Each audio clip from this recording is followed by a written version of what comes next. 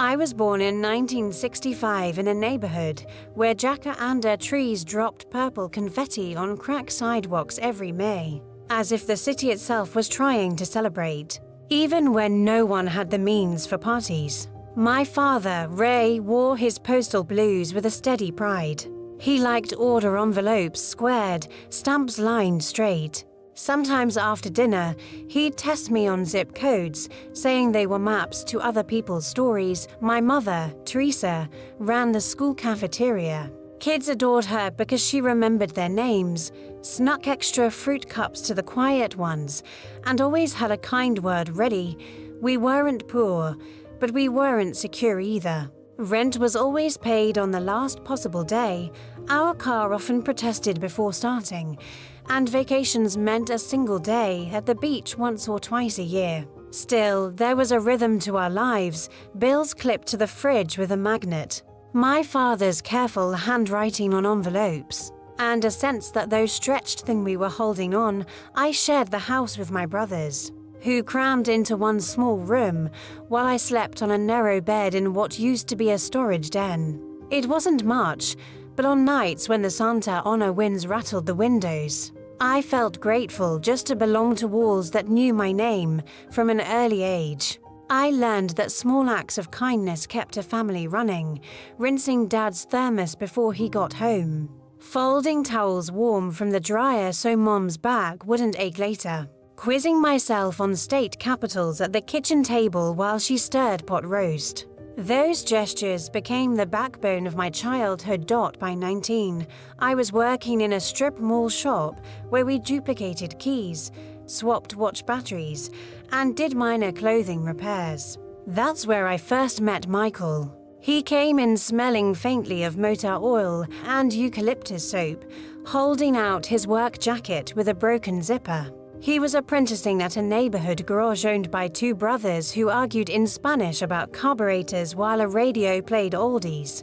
Michael had broad shoulders, grease-stained hands, and a way of listening that made you want to keep talking. By his third visit, he lingered until closing, carrying the sandwich board in for me. By the sixth, he asked if I liked fish tacos, and if I believed in things working out. I said yes to both, though only one answer was honest at the time. Michael loved engines because, as he put it, they're honest. Either you gave them what they needed or you didn't. I loved the simplicity of that philosophy. So when we married in 1986, under hardware store lights strung across my aunt's backyard, I trusted him. My father cried once a short, tidy cough of a tear and hugged Michael, saying, "Fix what you can. Look up the rest."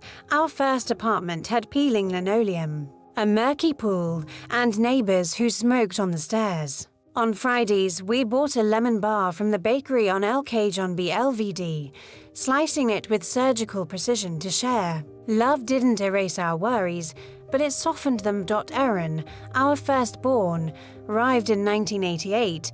He treated sleep like an optional hobby. I learned to cook dinner one-handed and changed diapers in the backseat of our car. Michael took overtime while I picked up hours at a dentist's office. By the time our daughter, Julie, was born in 1991, the apartment felt too small. We moved into a modest rental in City Heights, with a lemon tree in the yard that stubbornly refused to bear fruit when one of the garage owners left for Jalisco. Michael bought in on a handshake loan.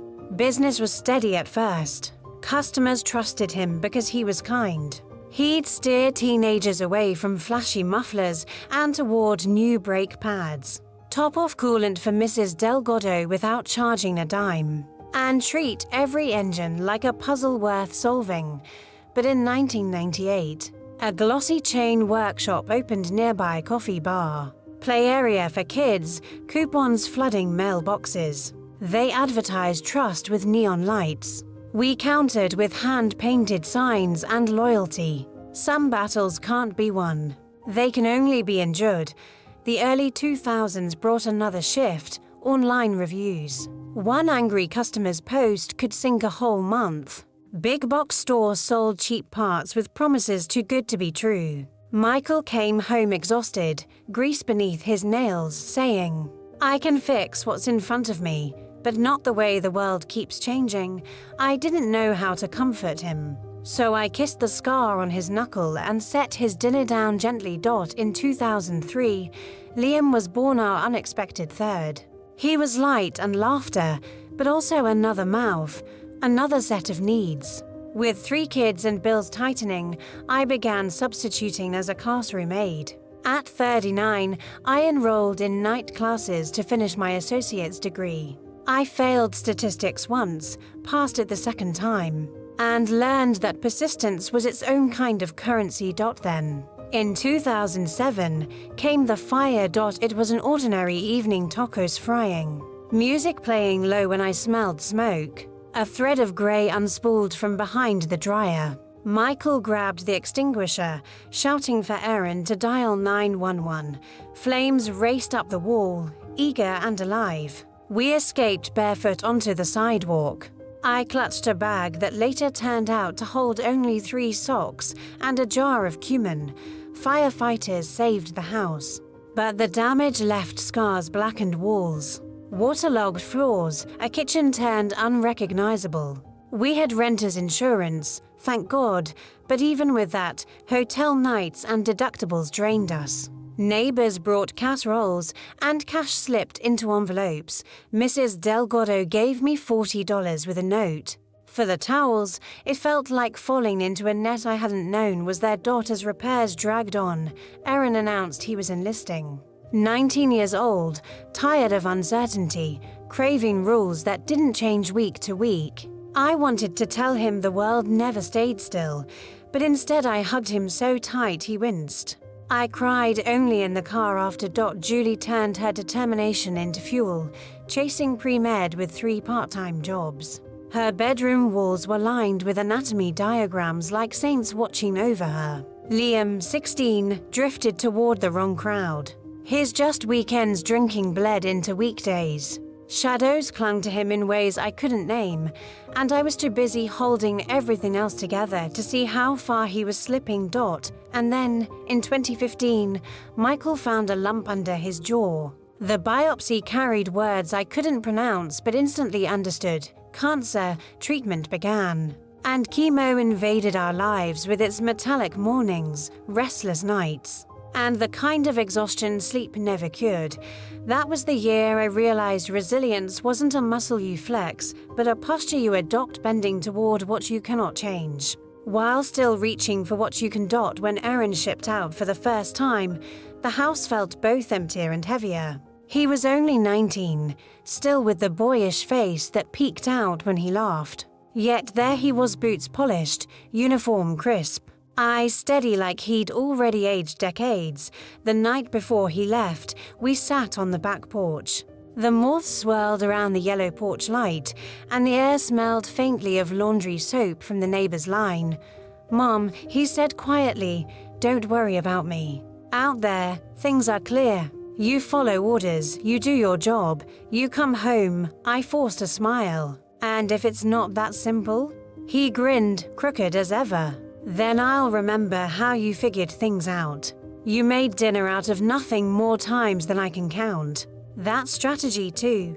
He hugged me so tightly my ribs ached, and when he left in the morning, the porch smelled of eucalyptus and fear. During his first deployment, I learned to pray in odd places, traffic lights, pharmacy lines, while folding towels. The news blared with reports of roadside bombs and soldiers who never came home. I clutched every email, every pixelated call like oxygen. Nights became long battles with silence. When he finally came home on leave, he cooked us breakfast eggs exactly how his father liked them. Sitting at that table, I realized war hadn't taken away his tenderness.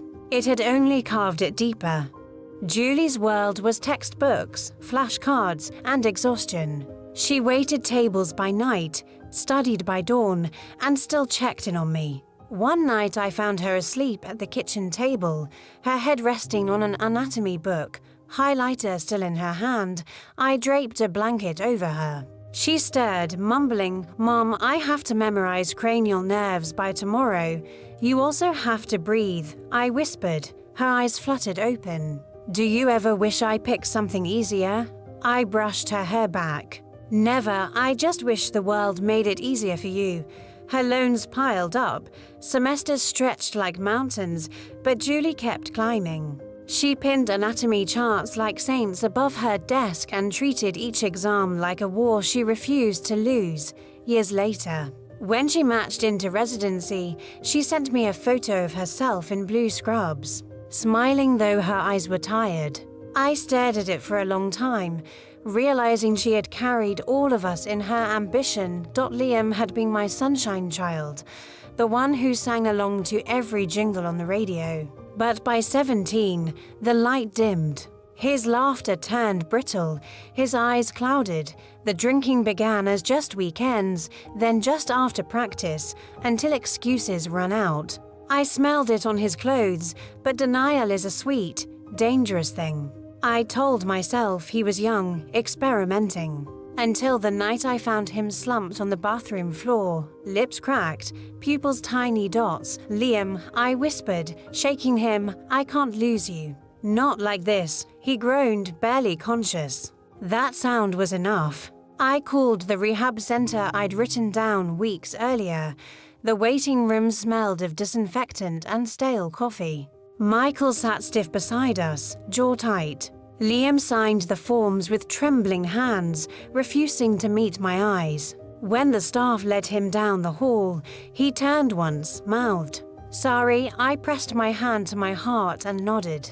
Because sometimes love is quieter than rage, rehab wasn't a magic cure, but it was a beginning. He stumbled, relapsed, returned, and stumbled again. But slowly, achingly, he found his way back. When Michael's cancer arrived in 2015, it was like a storm cloud that refused to leave. Chemo hollowed him. His hands, once so steady with a wrench, shook pouring coffee. One evening, as I helped him into bed, he whispered, "You didn't marry me for this." I held his hand tightly. "I married you for everything. Even this." Good days meant crossword puzzles and old baseball reruns. Bad days meant silence, fists clenched against sheets. The garage had already been sold by then. Watching his name come down from the sign had been like losing a part of him. Yet even in his illness, Michael carried kindness. He thanked every nurse, joked with phlebotomists, and apologized for being difficult when he was simply in pain. His resilience was its own quiet lesson. My own fight be then. I was working nights at the adult school. Room 12 became a sanctuary. Rosa, a mother of 3, chased her diploma after long shifts. James, once a factory foreman, wanted to prove to his grandchildren he could still learn. Maria, in her 60s, whispered, "I just want to read my Bible without asking for help." Their determination gave me strength. When Rosa solved a fraction or James wrote a clear essay, I felt hope breathing in the room. Sometimes after class, I sat alone, the scent of markers and cheap coffee lingering, whispering to myself, "You're still here. You're still standing." Bills piled like weeds. Insurance covered some, fought over the rest. One kept folders labeled "Do Not Lose," notebooks of dates and phone calls. Survival became paperwork. The pandemic years 2020 arrived like a thief. The world shrank to 6 feet apart. Julie worked brutal shifts in COVID wards, her cheeks bruised from masks. She called late at night, "Mom, I held a hand tonight." He didn't make it, but at least he wasn't alone. I cried silently after, then wiped my face before Michael saw. Erin organized supply runs from base housing, delivering diapers to families locked in. "Mom," he told me, "you always said service matters." Now I get it. Liam, 2 years sober, delivered groceries to elders. He sat 6 feet away afterward, joking, "Remember when I used to sneak beers?" Now I sneak vegetables. We laughed, grateful for laughter itself. Michael, fragile and immunocompromised, became a connoisseur of sunlight on the porch. Wrapped in a blanket, sipping tea, he'd say, "It's not much, but it's ours," and he was right. Now it is 2025, and I am 60 years old. My hair is silver, my hands lined with maps of storms weathered. I sit on my porch, listening to grandchildren's laughter in the yard. Erin found honor in service. Julie found purpose in healing. Liam found himself again. Michael and I found love in survival. And I found strength in teaching others it is never too late. This is not the story of a perfect life. It is the story of a real one. And that, I've learned, is more than enough. When I turned 60, I realized life isn't measured only in years, but in storms survived and the laughter that somehow found its way in between. Erin calls me now from places less dangerous. He has children of his own, my grandchildren, who race across this yard, chasing each other. Their voices prove that renewal is possible. When I watch him lift his daughter into the air, I remember the boy who once packed a duffel bag and told me not to worry. Now I see the man who came back, scarred but steady. Julie is a doctor.